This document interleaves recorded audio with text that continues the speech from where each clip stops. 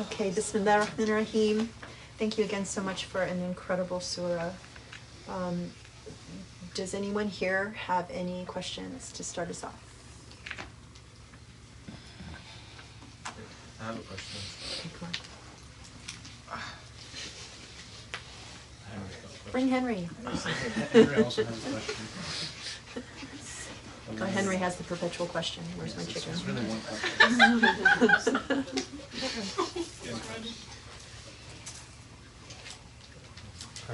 So we talked about in verse 22 how to not focus on results and kind of commit to principle, and this has now come up also in several tafsir, the idea that the Quran, the surah I think also mentions it, that only those who have khashya are going to listen to you, etc. So there's certain people that are going to be predisposed, and then certain people that are like no matter what they're always going to be resistant. And my question is how does this apply also to Muslims themselves, in the sense someone can be born Muslim or just kind of go through the process and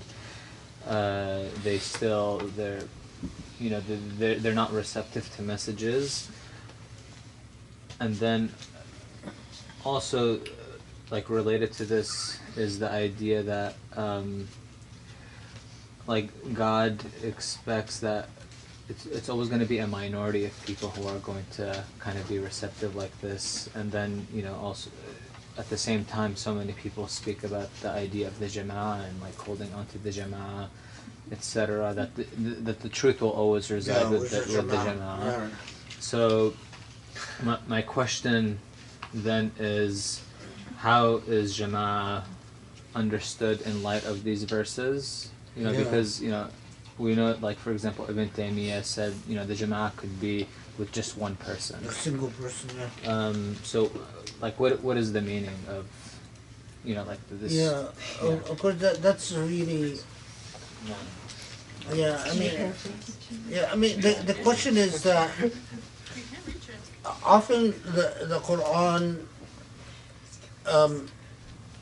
acknowledges that most people, even if you no matter how much you try, most people will not believe, and it often talks about the truth as something that is going to be followed by a minority of people. But at the same time, in Islamic theology, there is an emphasis on the jama'ah, or the so-called mainstream, or some people would say the majority, that you follow what the jama'ah wants or the majority wants, as the mainstream, as the possessors of truth. And then at the same time, what Rami was noting is that there are theologians like Ibn Taymiyyah who said that the mainstream could actually be represented by a single individual, that it's not an issue of numbers, but that at times a single individual could represent the actual mainstream, and the rest of the population are deluded.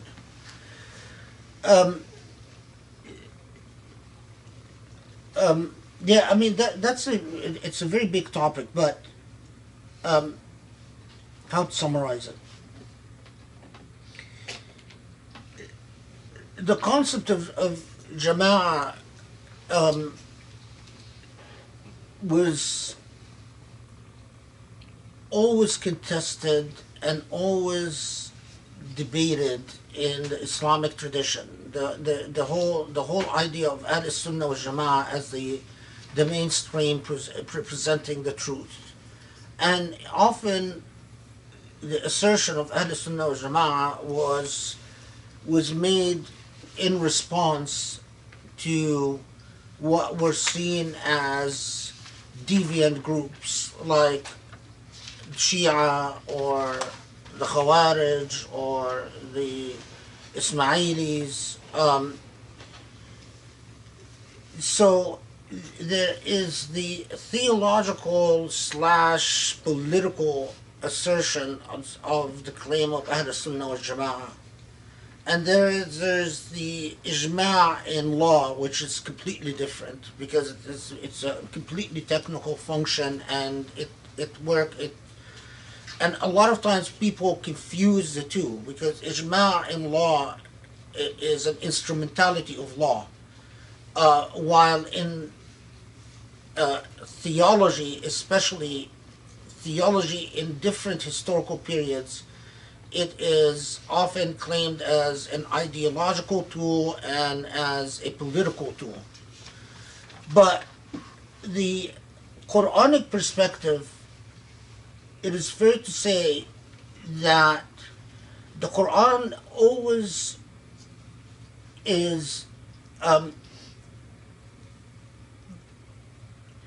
encourages the individual to pursue the truth individually, to believe in the truth, and to declare the truth that they see to be right, and to have the courage to and sometimes the gall to believe that they see the truth and that the majority of people fail to see the truth. Now, this always doesn't sit comfortably with the more ideological function of Ahl Sunnah wal Jama'ah, ideological slash theological slash political function. And that, you see that exemplified in these occasions where there are trials for Zandaqa in the Islamic tradition, and often these trials would actually be unsuccessful. I mean, the Hallaj situation was the exception; it wasn't the rule. And the reason they were not successful is they have ideologically they have a very problematic position in the Islamic tradition. That the very idea of to put someone on trial for heretical views, if they are declaring these views sincerely and honestly and referring to their own evidence for these views. I think that there is a very big difference between the morality of when it comes to the levels of ethics and morality. I think we would have a nearly impossible time constructing a case for snuffing out individual moral ethical convictions in favor of populism. But in law, because Islam generated a state and an empire, in law and in politics, they developed the instrumentalities for reproducing conformity and resisting dissent. And that's not surprising. In the modern age, we need, because the political project has failed and the legal project doesn't exist, we need to return to the ethics of the Quran. In other words, we need to go back to celebrating individual conviction and sincerity of conviction, and to pay attention to the careful construction of arguments, and the arguments, and nothing but the arguments, the evidence, being the yardstick for truth or the lack of it. Any claim of Jama'ah in the modern age is tainted by the failure of the political project and the failure of the legal project. law in the Muslim world today is a hodgepodge of French legal concepts, some British legal ideas, a lot of communist and socialist and Marxist legal ideas, mixed in with an Islamic veneer. And politics, we are dominated with the reality of despotism and colonialism and the politics of subaltern cultures, defeated, broken cultures. So to appeal to the Jama'ah to snuff out dissent in the modern age, I think is a very costly game. We lose, and we lose a great deal. We need to go back to celebrating the pure individual conscience. We can't pretend that it's the same, that we have, that the law is the same and the politics is the same, when the political reality and the legal reality has completely changed. And we are confronting a situation much more similar to the beginning of Islam in the Meccan period than anything. And so it behooves us to listen to the message of the Quran very carefully. And you do notice that every time the Jama'ah is elicited in the modern age, I mean, sometimes I value it. So, for instance, when people say, cite to the notion of Jama'ah to say prayer is a part of Islam, because we have Muslims today that, you know, but I think, but overall, these Muslims who try to deconstruct even the very basics of Islam, like prayer, I think in the long term, the fallacy of their positions is so obvious.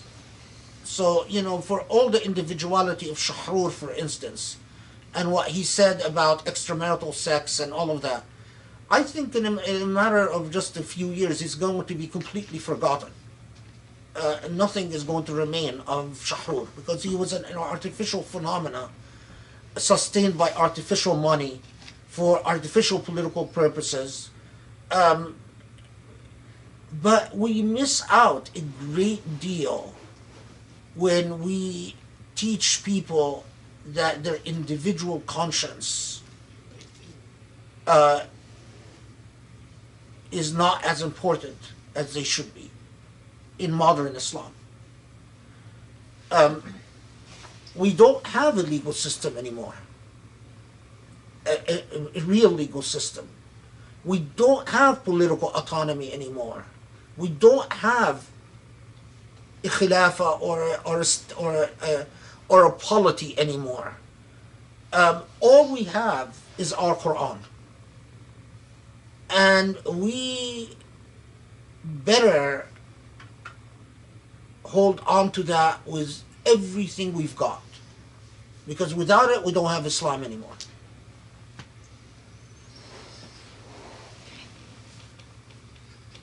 Any other questions from here?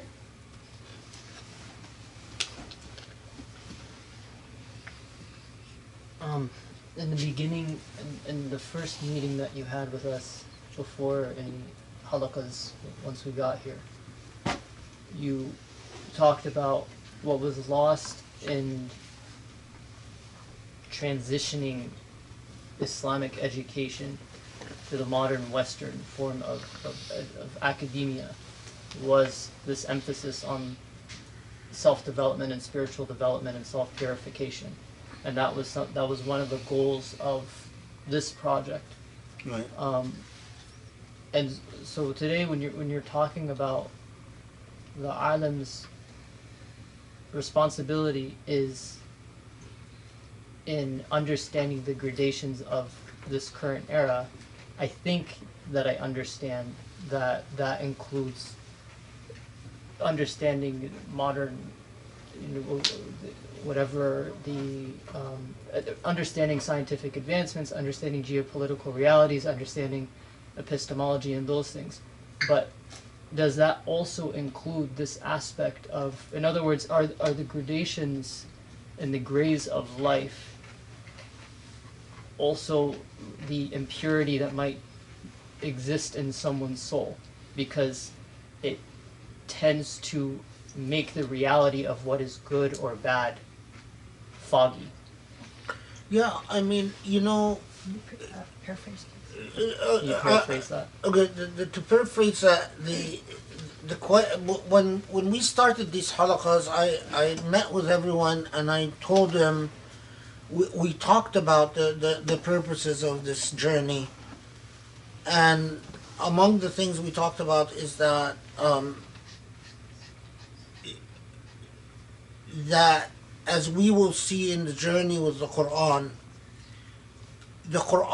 puts such a heavy emphasis on self-purification, and such a heavy emphasis on dhikr, such a heavy emphasis on your relationship with Allah, but also the way that you manifest this relationship, as we repeatedly will see inshaAllah, not just in here but in so many situations, it has to translate into a Muslim being a witness unto others. And to witness unto others means that you become an example unto others. And to become an example unto others, you must become a pioneer of goodness, a pioneer of service, a pioneer of honesty, a pioneer of ethics. Can you imagine if the Prophet ﷺ was told, you were sent as a witness unto them, this ummah? Can you imagine if the Prophet is a witness unto us and he's not a moral example? It wouldn't make any sense. We would say, how could he be a witness unto us if he's not a moral example? But then the Quran says in the same context, and this ummah was sent as a witness unto other nations. So, but the question then is, well, when we talk about alim, in the modern context, alim that sees the gradations, that sees the complexities, in other words, does this also understand, in the modern context, the gradations of, if you will, psychological makeup and spiritual makeup? One of the things that we often ignore, but if you're a good historian, you'd understand that the psychology of human beings differs greatly from one age to another. The human beings that imagine that the earth is held up on the horns of oxen, this belief was not figurative, it was actual. People actually believed that. Or the human beings that believe that if you sailed long enough, you're going to fall off the edge of the world. Or the human beings that believed that you are interacting with jinn all the time and that you can wake up one day and you're married to a jinn. That was their world, that was their consciousness. That psychology is very different than the psychology of a modern human being who thinks in terms of things like energy and gravity and all of that. And alim, when we say understands the gradations, alim who doesn't understand the psychology, not according to naql, not according to what he reads in books about what constitutes human beings, but according to the reality that they live in the age that they live in. So in other words, to put it very bluntly, Someone who says, I am a alim, I am a faqih, but hasn't read modern psychology, to me, is worth nothing.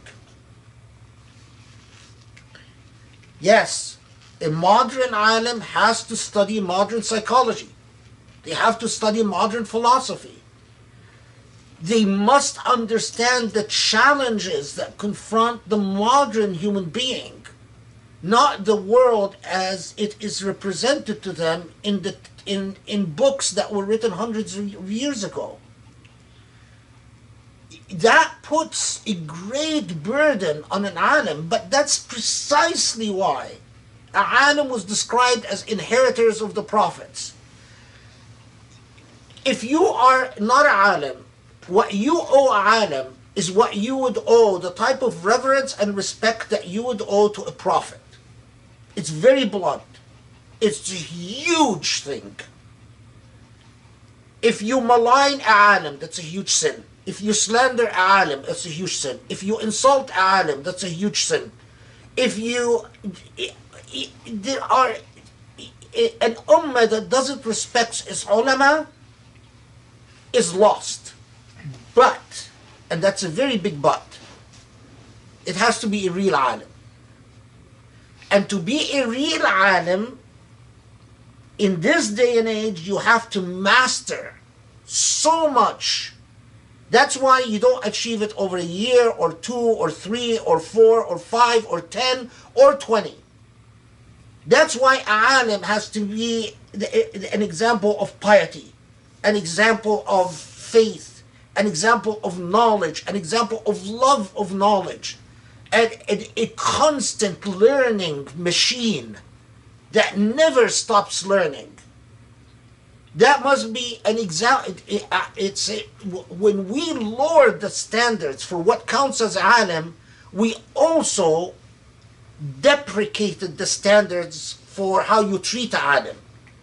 And when we deprecated the standards for how you treat an alim, we no longer attracted the best minds and the best souls to the realm of ilm. It is the losers who became the scholars of Islam, the ones that no one wants. And that is why it has become now, I mean, I'm ashamed to say it, but now fi'i, even in Egyptian we say fi'i. It's not a very, it refers to an Azhari alim. It's not a respectful expression. It's like a loser, bookhead. Call him a fi'i. It's shameful. You want, again, I appeal to the kids who keep talking about decolonialism. Rethink things again. We need to elevate our ulama to the status that Allah elevated them to.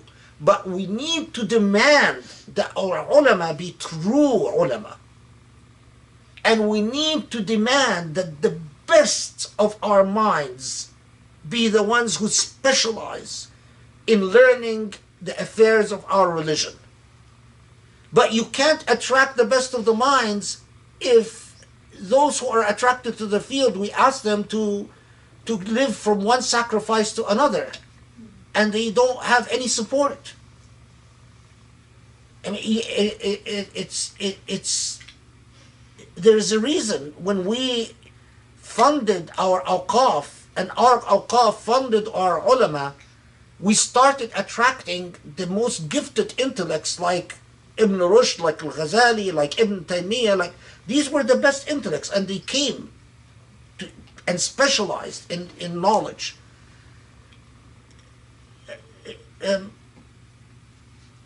I mean, I'm accused of dumping on rich people all the time, but I mean, the Quran says is when Allah wants to destroy people, it starts with the rich people. Allah misguides the rich people first, and if the rich people are misguided, all else falls. Those who Allah gave wealth to own the keys to our salvation. If they put their money in the right place, things will change.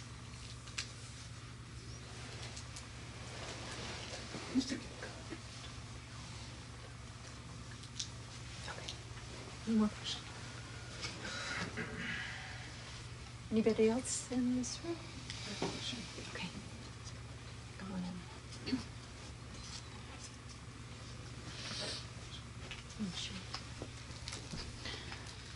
Thank you for all your time and your interpretation of the surah. You mentioned that Allah sometimes is communicating with us through the deformities we see in creation. Yes.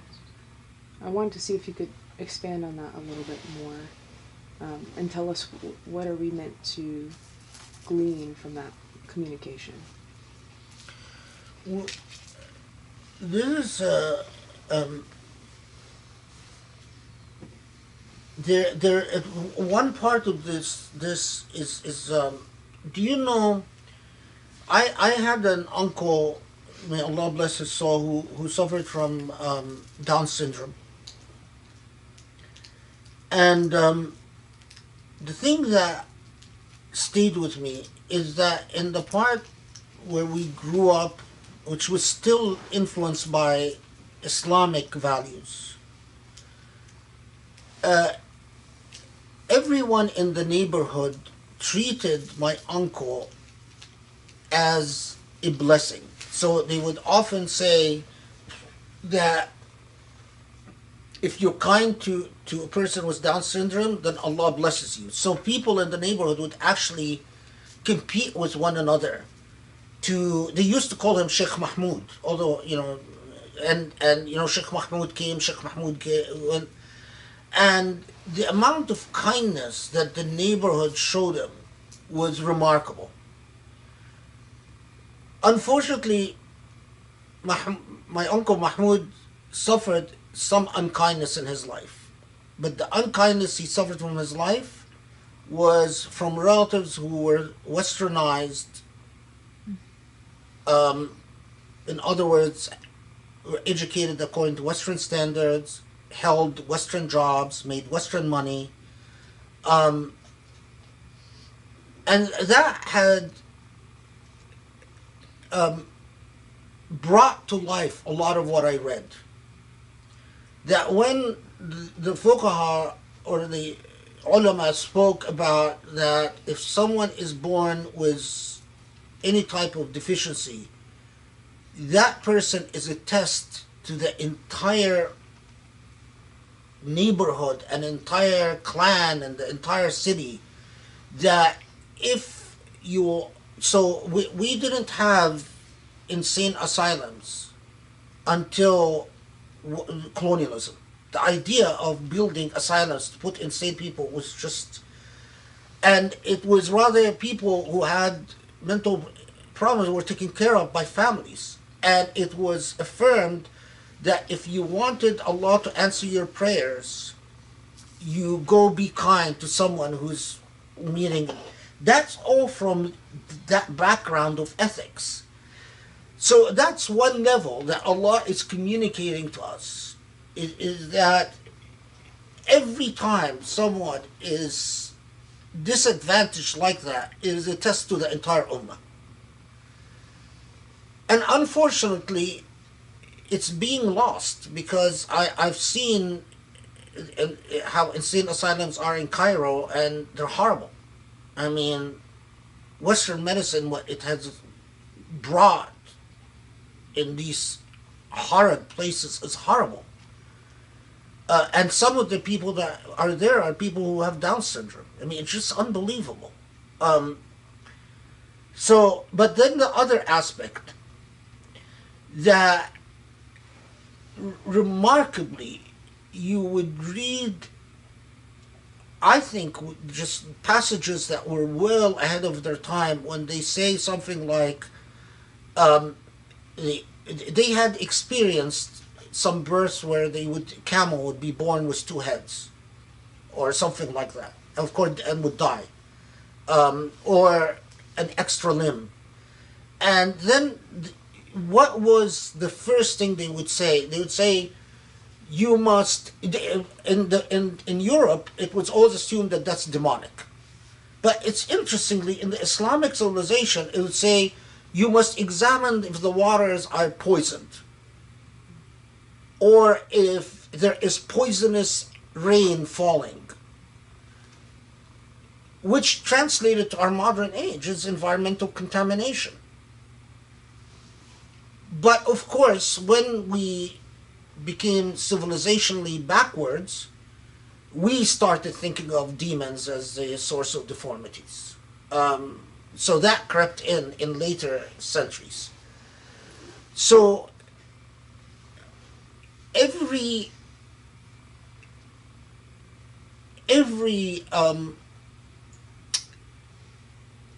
unfortunate being is either we must ask how are we responsible, or what type of responsibility that places upon us. The idea that it's their problem or it's their family's problem is entirely antithetical to Islamic morality.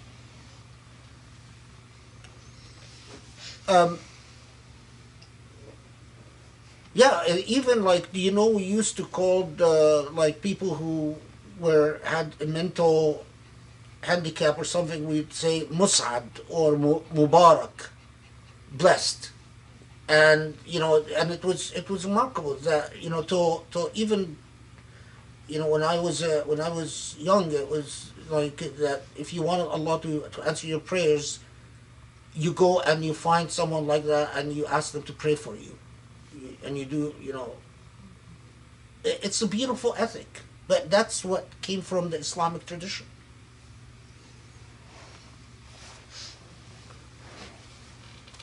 Anybody?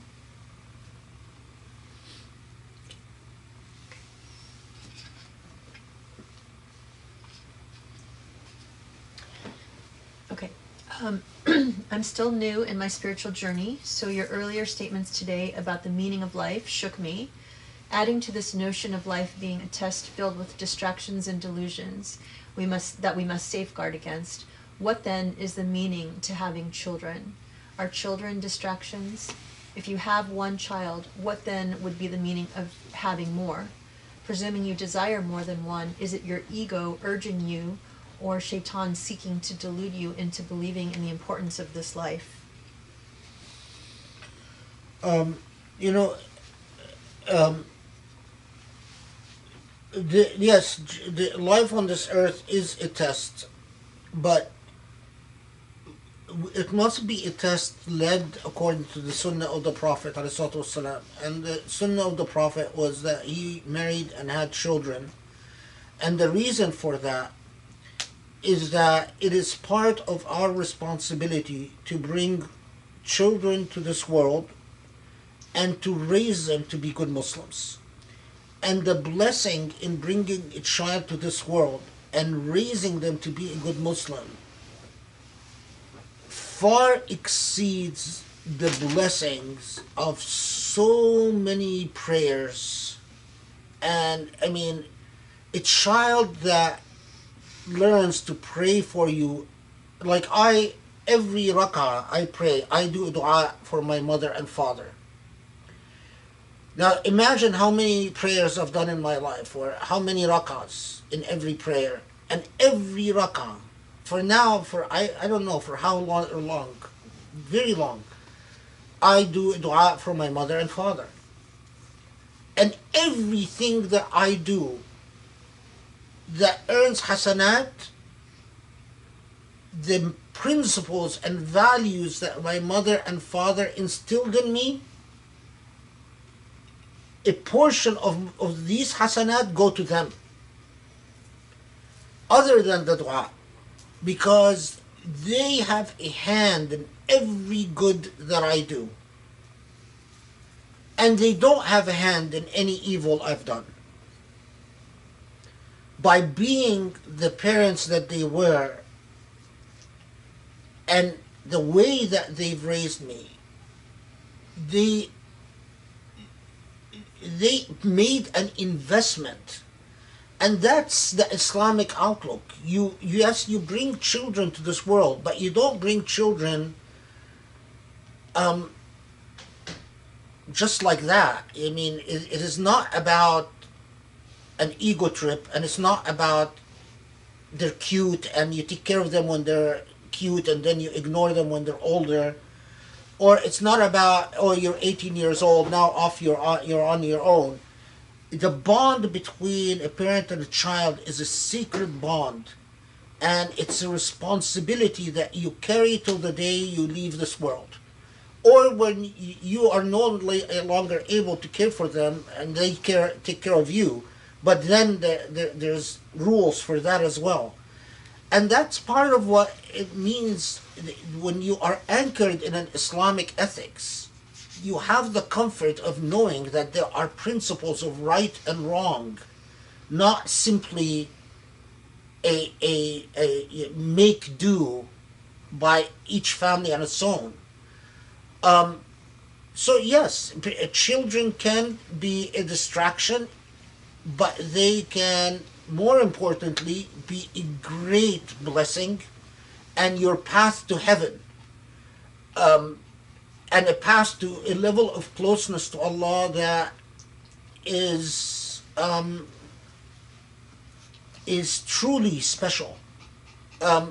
You know, so don't just fall into the trap of thinking, oh, you know, they're just a test. No, take your responsibility as a parent to raise them as good, ethical Muslims, so that they do a lot of good, not just for you as a parent, but for humanity. And then every good they do, you will earn hasanat for. And that is one heck of a way of passing the test of life on this earth. A huge part of your test is to bring children to this world and to raise them, and raise them very well, to take care of them, so that they don't suffer and they don't have problems that they take out on other human beings when they grow up.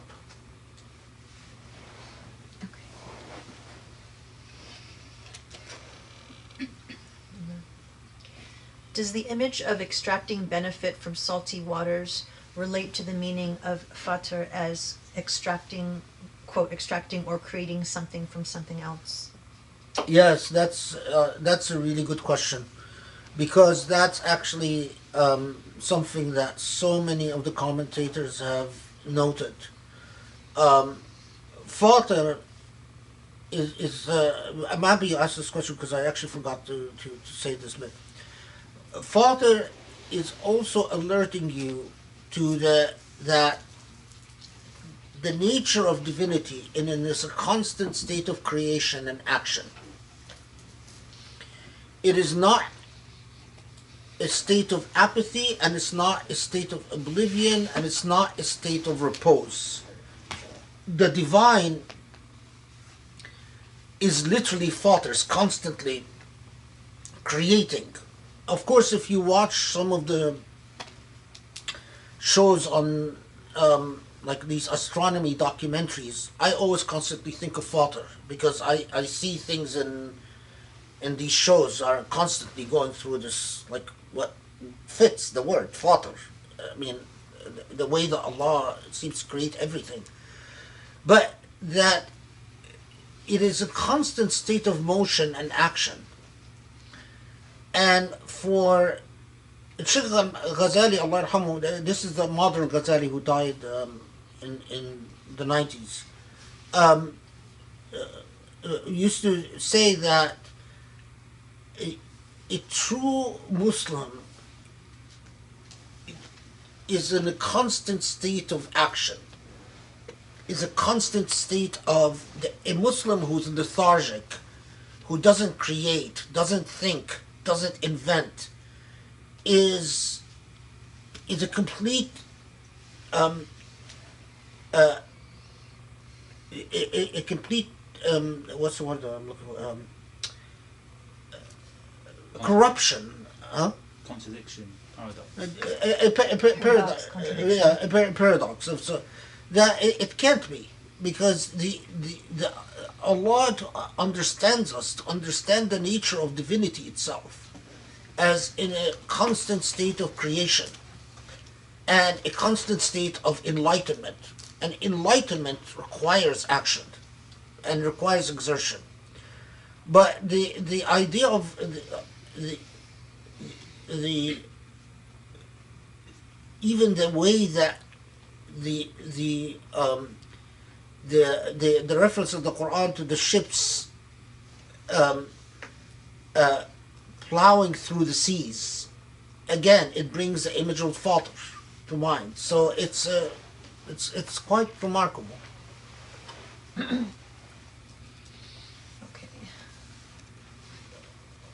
Just asking again in here. Any questions before we? Okay. Nothing?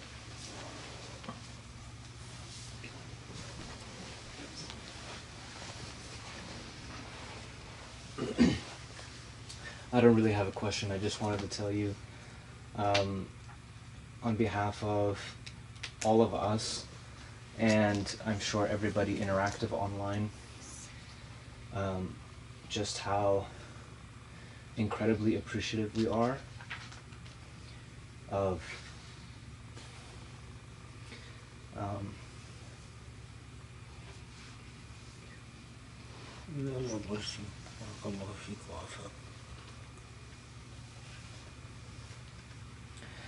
of your example,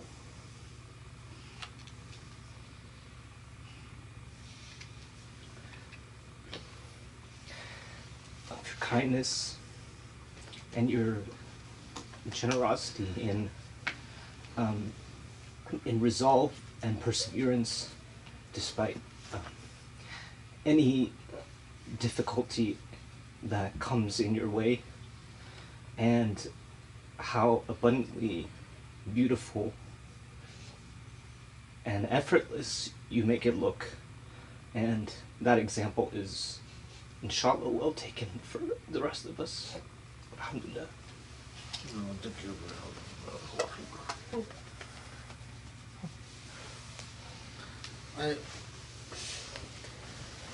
My those who know me know I'm always very awkward with praise. I don't know what to do when people praise me, and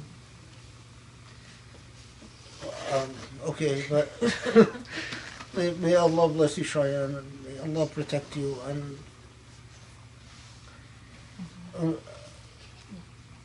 the biggest form of payment is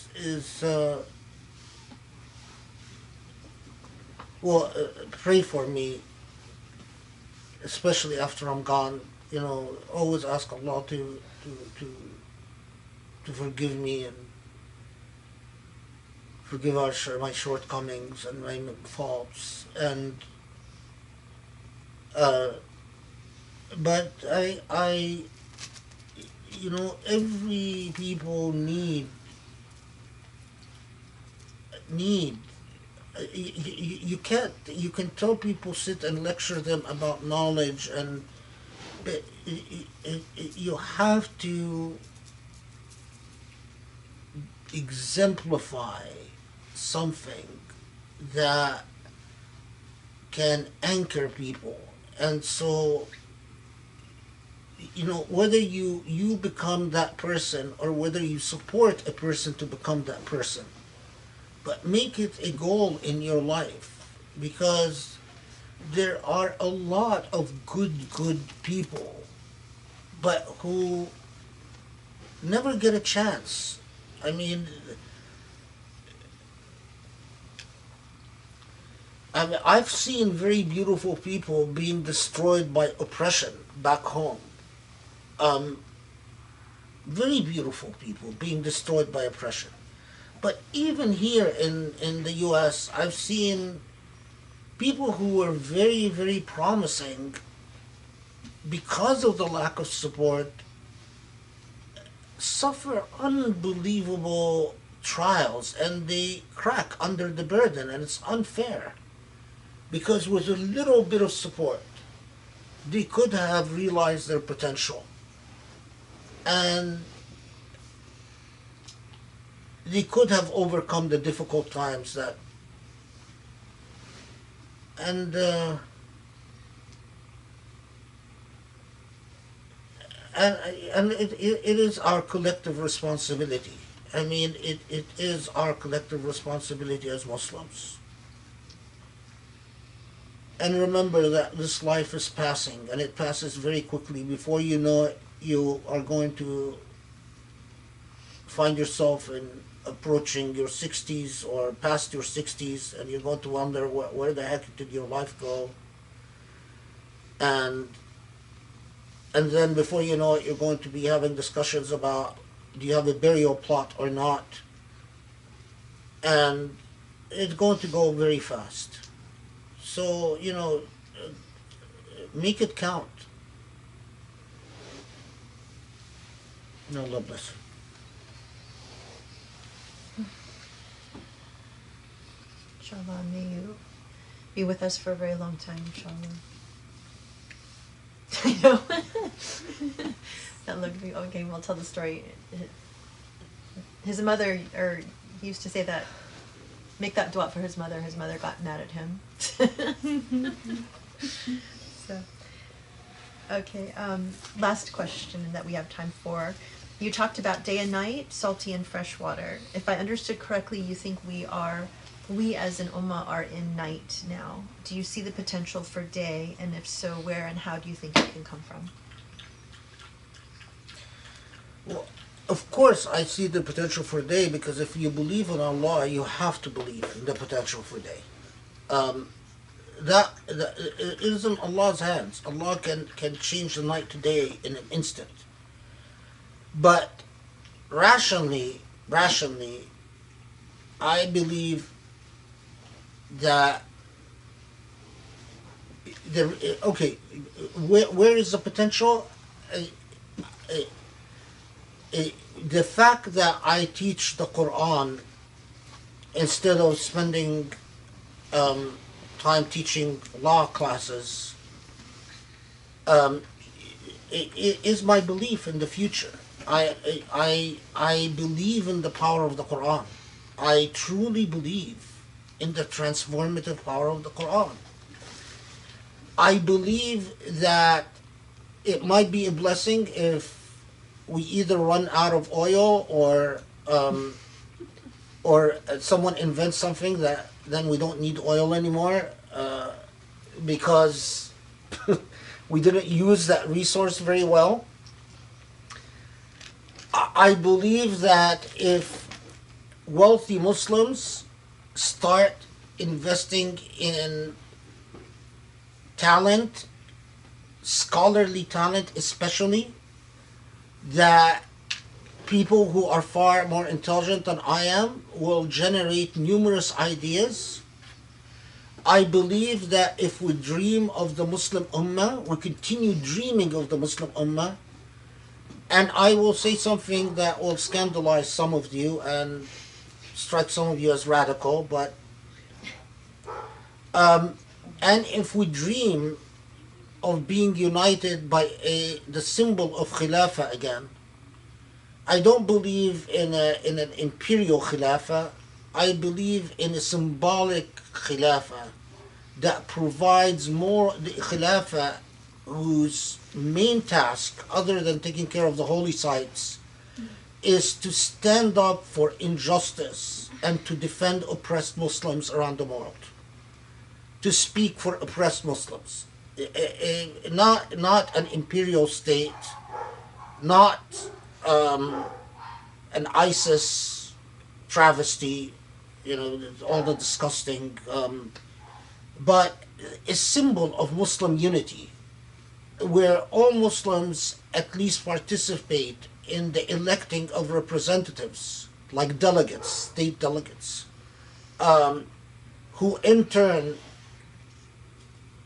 pick a symbol for Muslim unity, who's tasked with speaking for Muslim causes and oppressed Muslims around the world, and for oppressed people around the world, and for embodying a creating of a council that speaks for Muslim ethics around the world.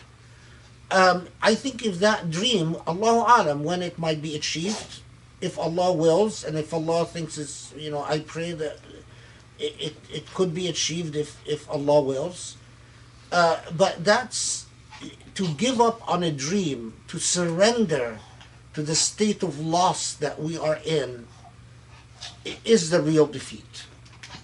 It is really true.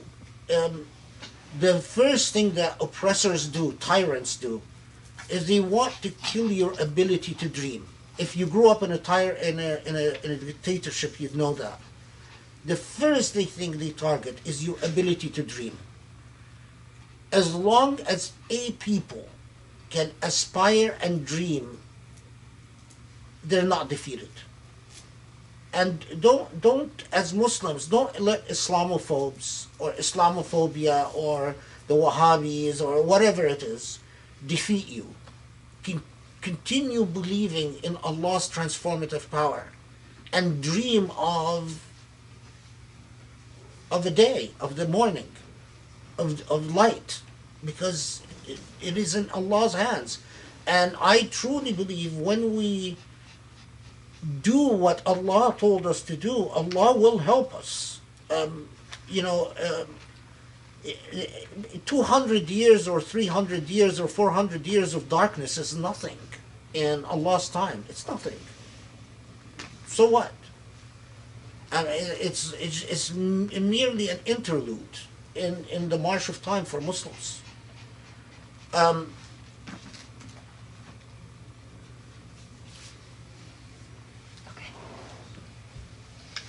Alhamdulillah, thank you so much. This was really amazing. I want to just thank everybody again for a wonderful Saturday evening. Thank you for joining us wherever you are. And inshallah, we'll look forward to seeing you Tuesday or Saturday, whenever we can. Have a great week. Assalamu alaikum.